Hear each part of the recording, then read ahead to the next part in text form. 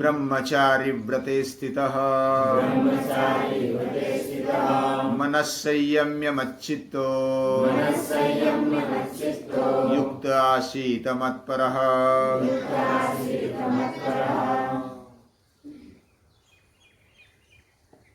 जो अपने जीवन में अभ्यास करते करते आगे बढ़ रहा है, योग कर रहा है और उस शक्ति के साथ जुड़ गया है जो अपने अंदर रहती है, आत्मशक्ति वही सृष्टि में भी रहती है, उसके साथ जो जुड़ गया उसकी अवस्था कैसे होती है, ये श्रीमद् भगवद गीता छठे अध्याय में 14वां श्लोक इसमें कहती है। जो प्रशांत आत्मा है, धीर है, गंभीर है, जो प्रशांत विशेष प्रकार से शांत है, विशेष प्रकार से वही शांत रहता है जो प्रयत्न पूर्वक कुछ करके शांत बना हुआ है। शांत बनने के लिए भी प्रयास करना होता है। कोई कोई ऐसा बोलेंगे कि वैसा ही शांत हो जाते, हमें कुछ ताकत नहीं, कुछ नहीं, बस हो गए शांत। लेकिन ये ऐसे शांत नहीं है। वह तेजस्वी होकर भी शांत है, वह बलवान होकर भी शांत है, और बलवान ही सच्चे अर्थ में शांत रह सकता है। तेजस्वी व्यक्ति ही अच्छे प्रकार से शांत बैठ सकता है। यह हम अपने अभ्यास से ढूंढ सकते हैं। जो बलवान है उसको कोई हिला नहीं सकता, जो तेजस्वी है उसकी ओर कोई नजर नहीं उठा सकता, तिरछी नजर। ऐसा वो बलवान बन करके, जैसे सूर्य की ओर कोई तिरछी नजर से नहीं देख पाएगा, उसके ऊपर कोई कीचड़ नहीं फेंक पाएगा, वो अपने हिसाब से चलता है। वह अपनी खुमारी में जीता है, तेजस्विता से जीता है। उसको कोई ऐसा नहीं बोल सकता कि तू इधर से क्यों उगा, उधर से उगना चाहिए। ऐसी किसी को बोलने की हिम्मत है? वो अपना अपना चलता है। ये प्रशांत है, शक्तिशाली होने पर भी शांत है। नमः शांताय तेजसे, तेजस्वी होने पर भी शांत है। ऐसे भगवान है। योगी ऐसा ही बनते जाता है। शांति किसको मिलती है? श्रीमद् भगवद गीता बताती है, जो त्याग करता है उसको शांति मिलती है। साधारण जीवन में भी हम अगर सुबह सुबह मल मूत्र त्याग कर देते तो बस स्थिर हो जाते, शांत हो जाते। ये तो भौतिक लेवल पर हमने एक उदाहरण देखा। अगर पेट में कुछ गड़बड़ है, पेट खाली नहीं हुआ, मलमूत्र विसर्जन नहीं हुआ तो अशांत हो जाते, अस्वस्थ हो जाते। यह अस्वस्थता आती है कचरे से, शारीरिक कचरे से शारीरिक अस्वस्थता, शारीरिक अशांतता। मन के मैले से मन अशांत हो जाता है, बुद्धि के मल से बुद्धि अशांत हो जाती है, अस्वस्थ हो जाती है। जैसे ही उसको शुद्ध करेंगे वो शांत बन जाता है, स्थिर बन जाता है। तो ऐसे सभी लेवल पर वो शांत है, प्रशांत, विशेष प्रकार से शांत है। प्रकृष्टेन शांतः,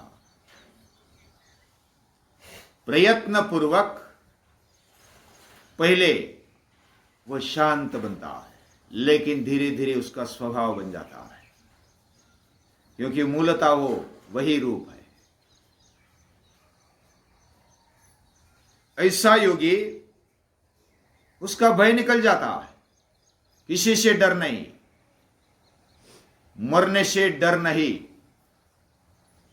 जीने में गम नहीं। ऐसा उसका जीवन है।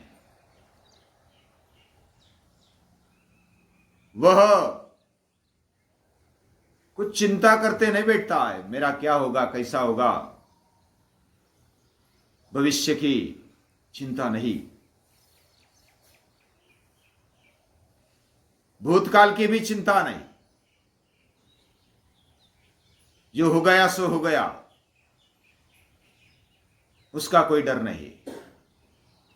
जो भी मेरे हाथ में है मैं मस कर रहा हूं, मैं बस कर रहा हूं, ये बात उसके दिमाग में रहती है।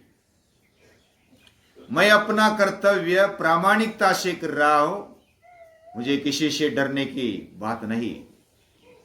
जो अपना कर्तव्य कर्म करते रहता है वह किसी से डरता नहीं है, वह अपने आप में खुश रहता है, प्रसन्न रहता है, निडर रहता है और अपना कार्य करता है। डर उसको भी नहीं रहता जो सुरक्षित है, उसका संरक्षण करने वाला कोई महान है, बड़ा है, उसको भी डर नहीं रहता है। माता पिता के अस्तित्व से बच्चा बहुत ही निडरता से घूमता है, उसको मालूम है माता पिता है मेरे लिए संरक्षण के लिए, वो निडरता से चलता है, घूमता है। वैसा योगी क्या करता है, वह भगवान को साथ में रखता है, जुड़ा हुआ रहता है तो निडर रहता है। योग यानी जुड़ा हुआ, यूजर टू ज्वाइन, जो जुड़ा हुआ है, जुड़ के रहता है, वो निडर होता है, उसको कोई चिंता नहीं रहती। और ब्रह्मचारी व्रते स्थित है, ब्रह्मचारी व्रत में जो स्थित रहता है वो बना रहता है। ब्रह्म नाम वेदः तस्मिन् चरति तच्चरति इति ब्रह्मचारी। ब्रह्म ये वेद है, विचार है, ब्रह्म व्यापक है, और उस सद्विचारों में ही जो बने रहता है, सद आचरण में जो बने रहता है, उसका विचार, उसका उच्चार, उसका आचार वो एक साथ बने रहता है, वो ब्रह्मचारी है। ध्येय निष्ठा है, वो ब्रह्मचारी है। उसके पूरे इंद्रिय कंट्रोल में, उसका मन उसके कब्जे में है, वो ब्रह्मचारी है। ब्रह्मचारी अपने इंद्रियों को वश में रखते हुए, मन को संयमित करते हुए वो अपने राह पर बने रहता है, ध्येयनिष्ठ रहता है। ऐसा ध्येयनिष्ठ योगी होता है। एक एक इंद्रिय की ताकत बहुत होती है। एक इंद्रिय अगर बलवान हो जाए तो पूरे जीवन को खींच लेता है। इसलिए तो योग में प्रत्याहार का महत्व है। प्रत्याहार ये ब्रिज जैसा है, सेतु जैसा है। अपने इंद्रियों को, मन को वश में रखकर जो योग्य दिशा में मोड़ देता है वह योगी होता है। वह योगी होने के राह पर चलने लगता है। प्रत्याहार के आगे योग शुरू होता है। उसके पहले तो फाउंडेशन है, यम नियम आसन प्राणायाम। उसको करते करते जब प्रत्याहार हो जाता है, हमारे इंद्रियों को प्रत्याहार मिल जाता है। जो नियमित विषय है भोग के, उसके अलावा वह दिव्य विषयों को अपनाता है। जो भोग के विषय को अपनाता है वो योगी नहीं बन सकता। वह मन बुद्धि पर कंट्रोल नहीं पा सकता। और यम नियम आसन प्राणायाम उसके लिए मदद रूप है। और इसलिए वह मन को, इंद्रियों को वश में कर सकता है। ततः परमावश्यते इंद्रियाणाम, ये प्राणायाम का फल होता है। प्राणायाम करते करते बाह्य परिणाम भी हमें मिलता है, अच्छा परिणाम मिलता है, और आंतरिक परिणाम भी मिलता है। ततक्षीयते प्रकाशावरणम, प्रकाश के ऊपर, हमारे अंतर ज्योति पर जो आवरण आया है उसको हटा देता है प्राणायाम। और मन पर, अपने आप पर वश पा लेता है। और अपने आप पर वश पाने के लिए एक निष्ठ होना, ध्येय निष्ठ होना पड़ता है। उसके पीछे रात दिन बस एक ही एक विचार, मुझे अभ्यास करना है, मुझे आगे बढ़ना है, मुझे बलवान होना है, मेरे इंद्रियों को, मन को, बुद्धि को एक जगह पर लाके मेरे ध्येय पर डटकर खड़ा रहना है। ऐसा जो सोचते रहता है, करते रहता है और उसी के जैसा उच्चार करते रहता है, ऐसा योगी ब्रह्मचारी व्रत पालन करते रहता है। मन को संयमित करते हुए मुझ में चित्त डालता है और मत परायण रहता है, ऐसा योगी होता है। संत विनोबा जी कहते हैं सभी को योग सीखना ही चाहिए। जो मानव बनकर के योग नहीं सीखा, योग अपने जीवन में नहीं लाया, उसका शिक्षण ही नहीं हुआ। जो मन को एकाग्र नहीं कर पाता, मन को संयमित नहीं कर पाता, उसका शिक्षण अभी अधूरा है। स्वामी विवेकानंद भी कहते हैं जिसका मन एकाग्र होने लगा उसको कुछ भी अशक्य नहीं है। दुनिया में वो कुछ भी कर सकता है, जो भी चाहे वो प्राप्त कर सकता है, क्योंकि उसका मन एकाग्र होने लगा। और मन एकाग्र तभी होता है जो बलवान होता है, जो स्थिर रह पाता है। शूटिंग, जो ओलंपिक में शूटिंग वाले अगर देखेंगे ना, तो शूटिंग वालों को सिर्फ राइफल पकड़नी या तो जो भी बंदूक पकड़नी है और निशाना साधना है। वैसा तो क्या 2-4 किलो की बंदूक, क्या तो पिस्तौल, और उससे निशाना साधना है, उसमें क्या बड़ी बात है, ऐसा हमें लगता है। लेकिन उसके लिए शरीर तगड़ा चाहिए, थोड़ा भी कंपन नहीं होना चाहिए, पूरी स्थिरता के साथ खड़े रहने की आदत होनी चाहिए, लक्ष्य पर एकाग्र होने की आदत होनी चाहिए। इसके लिए निरंतर अभ्यास की आवश्यकता होती है।